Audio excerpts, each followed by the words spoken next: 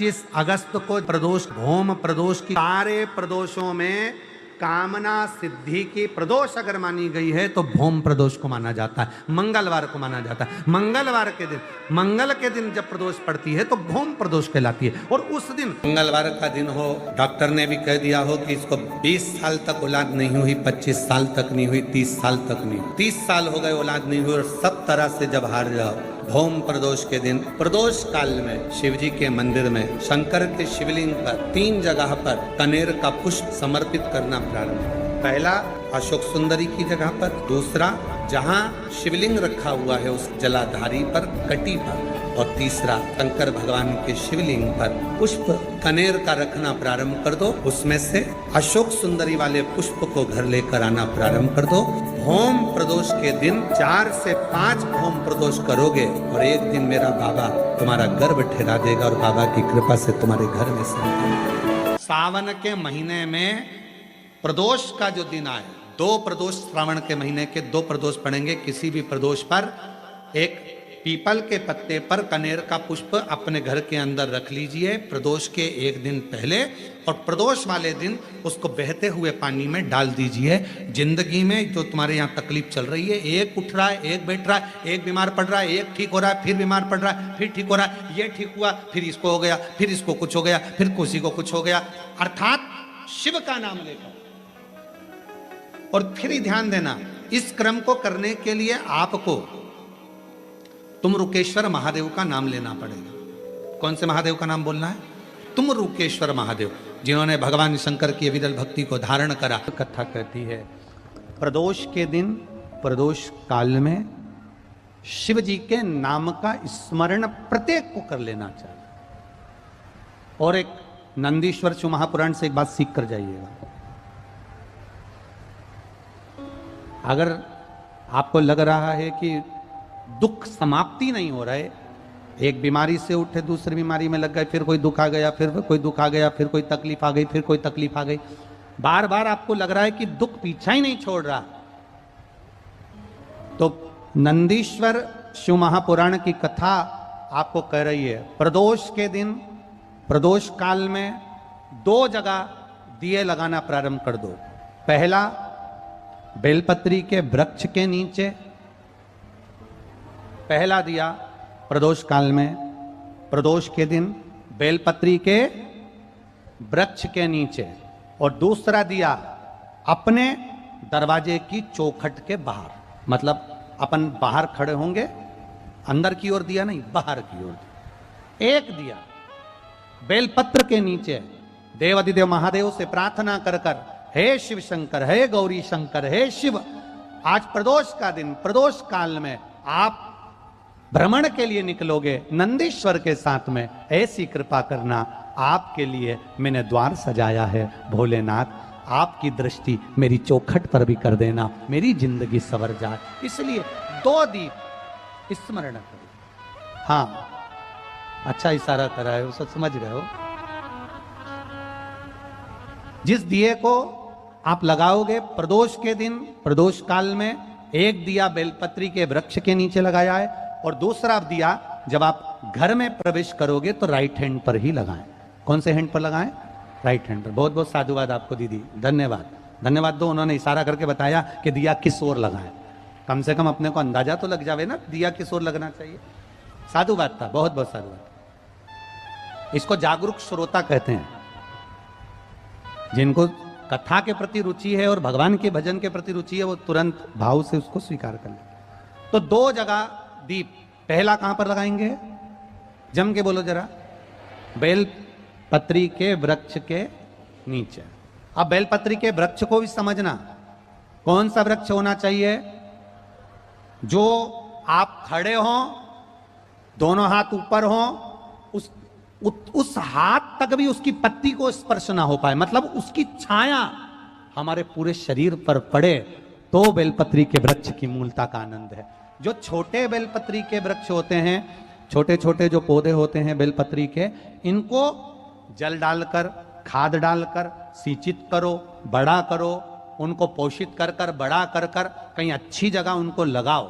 ये नहीं कि छोटी बेलपत्री के पत्ते तोड़ लो या छोटे से पौधे के पत्ते तोड़ लो, वो श्रेष्ठता नहीं है। शिव पुराण कहती है वृक्ष वो होना चाहिए जिसकी छाया हमारे ऊपर आए। बाकी के आपके घर में आप बेलपत्री का पौधा लगाते हो, उसको बड़ा करो, बड़ा करने के बाद उसको कहीं अच्छी जगह पर लगाओ जिससे वो बेलपत्री का पौधा बड़ा हो जाए। बड़ा हो जाएगा, हम हैं नहीं हैं, कम से कम वो पौधा रहेगा, वृक्ष बनेगा। वृक्ष बनेगा तो उसकी पत्तियां टूटकर महादेव पर चढ़ेगी तो हमारा कल्याण अपने आप हो जाएगा। आप उसमें लगाइए, आप वो बेलपत्री के पौधे को बड़ा करिए, उसको लगाओ, वृक्ष हो बड़ा। तो पहला दिया कहां लगाएंगे? बेलपत्री के वृक्ष के नीचे। और दूसरा, अपने घर में प्रवेश करते समय राइट हैंड में बाहर की।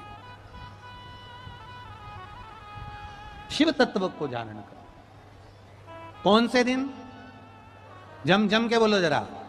प्रदोष के दिन। कौन से समय? प्रदोष काल, शाम का जो समय हो, शाम का समय, प्रदोष काल का समय भगवान को दीप प्रज्वलित कर दिया।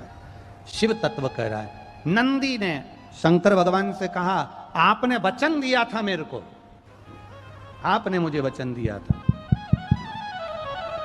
आपने मुझे वचन दिया था भोलेनाथ कि प्रदोष के दिन, प्रदोष काल में नंदी तू मुझे जहां ले जाकर खड़ा कर देगा, उसके आसपास में जहां मेरी दृष्टि पड़ेगी, वो जो मांगेगा महादेव उसकी झोली खुशियों से भर देगा। जिस लड़का लड़की का विवाह 30 साल का हो गया, 35 साल की हो गए, लड़का लड़की 40 साल के हो गए, 35 साल के हो गए, और उनका अगर विवाह नहीं हुआ है, बहुत रिश्ते आए चले गए, संबंध आए चले गए, या जो बेटा बेटी चाहते हैं कि हम अच्छा पढ़कर एक नौकरी सरकारी प्राप्त कर लें, कोई ऐसा अच्छा जॉब हमारी किस्मत में मिल जाए, उन बेटा बेटियों से निवेदन करूंगा, यदि आप चाहते हो तो एक प्रयास जरूर करो, एक प्रयास अपनी जिंदगी में जरूर करो।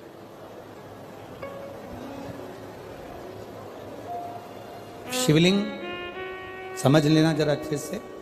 शिवलिंग जलाधारी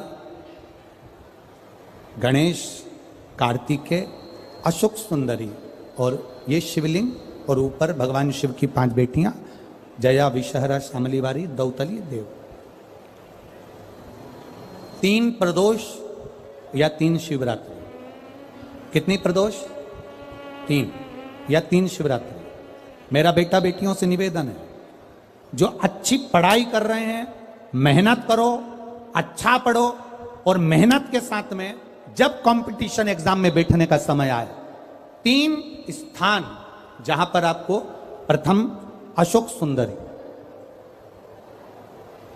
अशोक सुंदरी की जगह पर जब आप बेलपत्र समर्पित करेंगे तो डंडी का मुख जहां से पानी बहता है उस स्थान पर रखेंगे। दूसरा, शमी का पत्ता,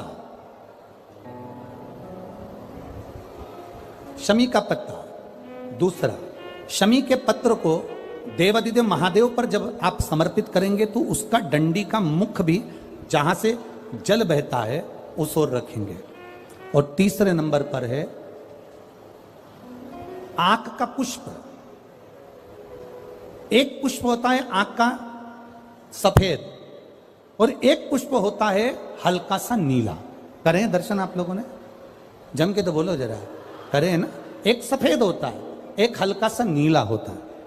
सफेद आंख का जो पुष्प होता है वो केवल देवादिदेव महादेव का एक स्वरूप होता है, और हल्का सा जिसमें गुलाबीपन, नीलापन होता है वो शिव, पार्वती, गणेश, कार्तिकेय, अशोक सुंदरी, जया, विषहरा, सामरीवारी, दौतली, देव और शिव जी के जितने गण हैं उन सबका प्रतीक होता है।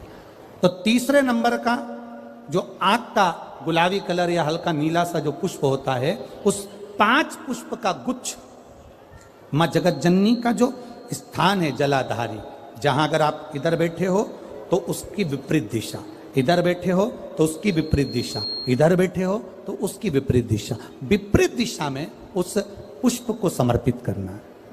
अच्छी पढ़ाई करो, अच्छी मेहनत करो, और मेहनत के साथ में जब कंपटीशन एग्जाम के लिए जा रहे हो उस जगह पर सीए की पढ़ाई भी कर रहे हो, चाहे किसी भी पढ़ाई में लगे हो, मेहनत के साथ में बाबा देवादिदेव महादेव को 3 प्रदोष या 3 शिवरात्रि आप दिल से बाबा को समर्पित कर कर, बाबा से प्रार्थना कर कर अशोक सुंदरी पर चढ़ाई हुई बेलपत्र को वापिस लेकर आइए। जिस विद्या स्थल पर आप पढ़ाई करते हो, जिस कमरे में आप रहते हो, वहां उस बेलपत्र को 3 प्रदोष की या 3 शिवरात्रि की बेलपत्र रखिए।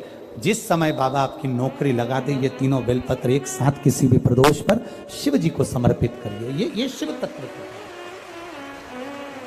आप मेहनत करें, खूब मेहनत करें, कंपटीशन एग्जाम के लिए जितनी कोचिंग कर सकते करो, मेहनत करना उतना करो, जितना करते हो उससे 4 गुना ज्यादा करो, और उसके साथ में देवादिदेव महादेव से प्रार्थना, तेरा ही दिया मैंने खाया पिया है, तेरा शुक्रिया है, तेरा शुक्रिया है। अब जिनका मंगल विवाह नहीं हो रहा, 30 साल हो गए, 35 साल हो गए, 40 साल हो गए, उनके लिए भी वर्णन आता है।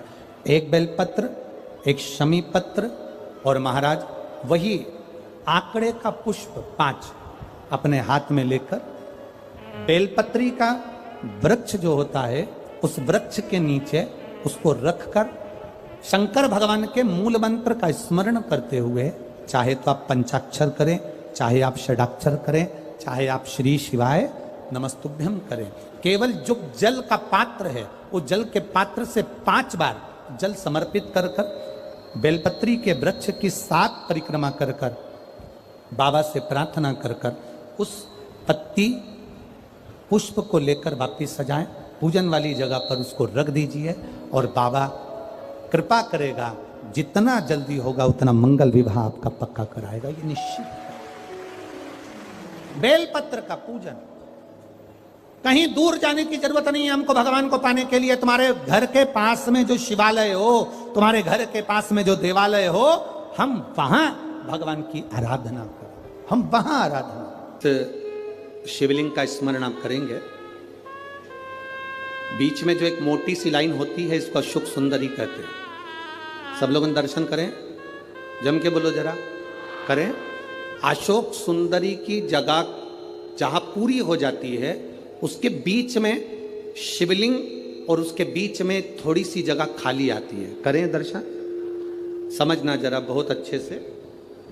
जैसे ये अशोक सुंदरी की जगह है, हम निवेदन करेंगे आस्था चैनल वालों से भी और एलईडी वाले भी, जिन जिनको एलईडी पर आप दर्शन करा रहे हैं वो पूरी तरह से कराएं। गणेश जी का स्थान, षडानंद कार्तिकेय का स्थान, अशोक सुंदरी का स्थान बीच में। अशोक सुंदरी का जो स्थान पूरा हो जाता है, वहां से लेकर शिवलिंग के बीच में खाली जगह आती है। करें दर्शन आप लोगों ने, खाली जगह आती है। उस खाली स्थान की जो महत्वता है, ये जो अशोक सुंदरी से लेकर बीच में जो जगह है, ये भगवान शंकर की जो धर्म पत्नी है माता पार्वती, उनकी जो योगनियां हैं 64 योगनी, उनकी जो शक्ति पीठें हैं, उनकी जो सिद्धता है, उनकी जो सिद्धियां हैं, ये अशोक सुंदरी से शंकर के शिवलिंग के बीच में जो खाली जगह होती है, इस स्थान पर 64 योगनियां, देवियां, अष्ट सिद्धियां, नवनिधियां सब इस स्थान पर रहती है। इसलिए हमारे यहाँ शिव महापुराण की कथा कहती है, पूर्ण पूजन के बाद अगर कोई नारी, कोई पुरुष, कोई बच्चा, कोई बुजुर्ग अपने मन की बात का स्मरण इस जगह पर हाथ को रखकर, जैसे किसी के हृदय पर हाथ रखते हैं तो दिल धड़कता हुआ स्मरण होता है, उसी तरह यहाँ स्पर्श करेंगे, और स्पर्श कर कर जब अपने मन की बात करते हैं तो देवादिदेव महादेव नंदी के साथ आकर प्रदोष के दिन कार्य की सिद्धता पूर्ण करते हैं। उस स्थान की मूलता होती है, वो स्थान। समझ में आएगी ना जगह? अरे बोलो तो जम के।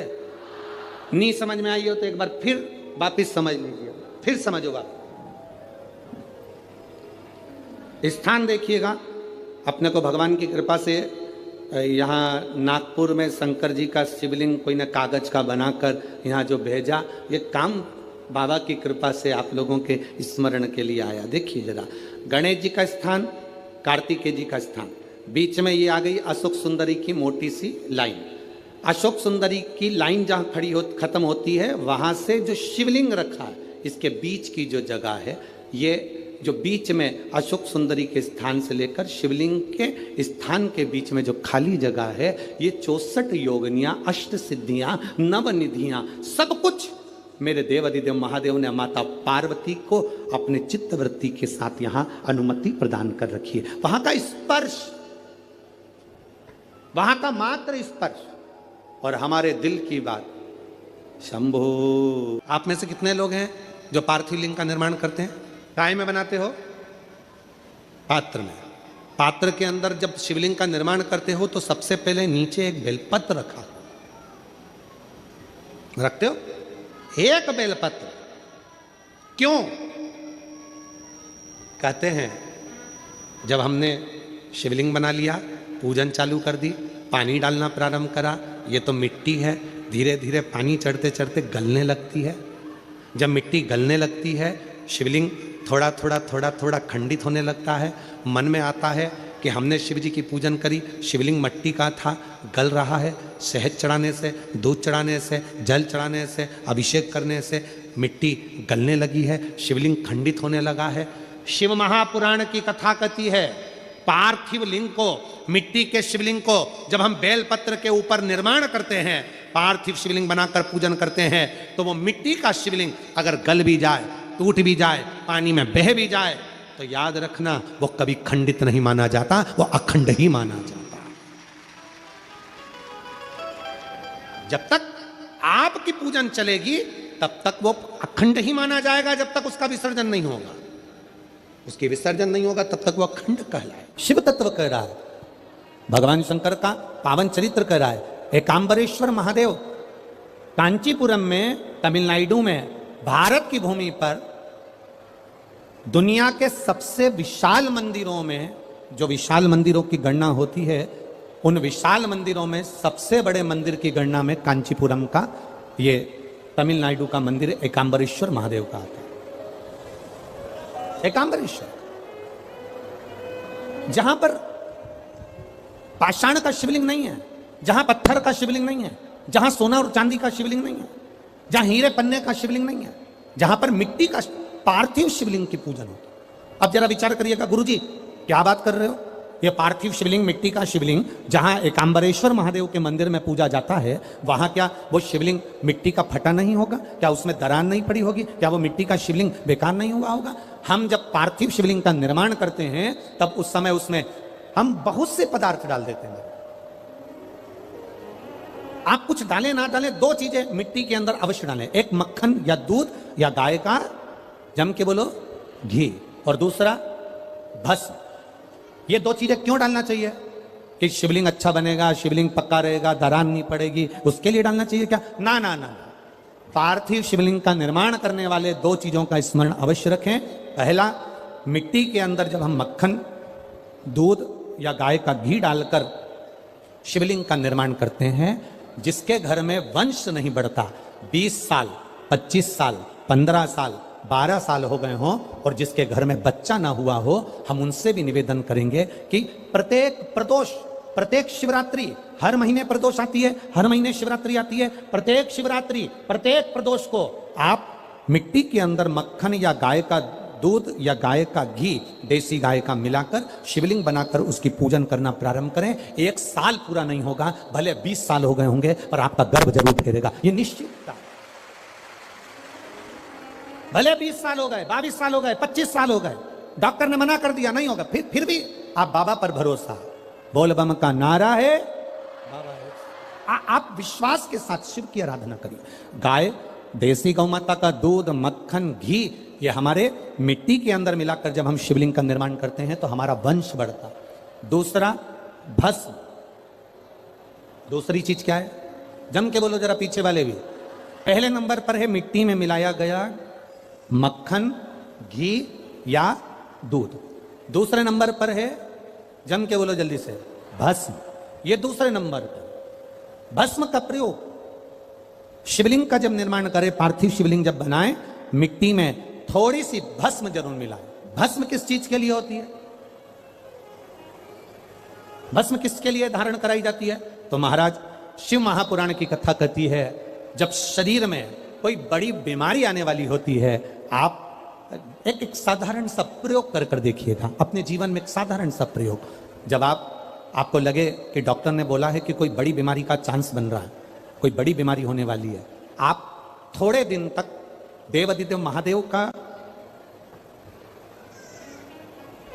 ये शिवलिंग, ये जलाधारी, ये जहां से जल बहता है, गणेश जी का स्थान, कार्तिकेय जी का स्थान, बीच में एक मोटी सी लाइन अशोक सुंदरी, शिवलिंग जो शिवलिंग रखा है, जो जलाधारी है वो मां पार्वती जी का हस्तकमल, ऊपर से एक एक बूंद जो पानी गिर रहा है, जिस कमंडल में से, जिस जलाधारी में से जल गिर रहा है, वहां शंकर भगवान की 5 बेटियां, जया, विषहरा, शामली बारी, दौतली और देव, ये भगवान शिव की 5 बेटी।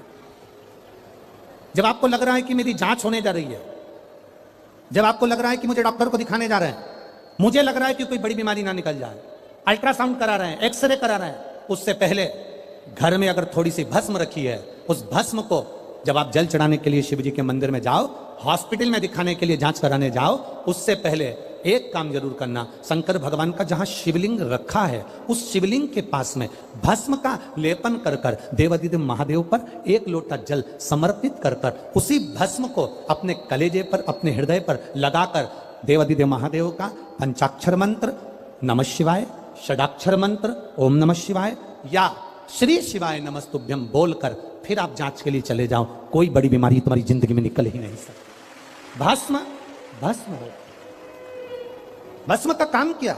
हमारे रोग को, हमारी बीमारी को, हमारे आने वाले जो रोग हैं, जो बीमारी है, जो तकलीफ है, उसको समाप्त करती है भस्म का प्रयोग।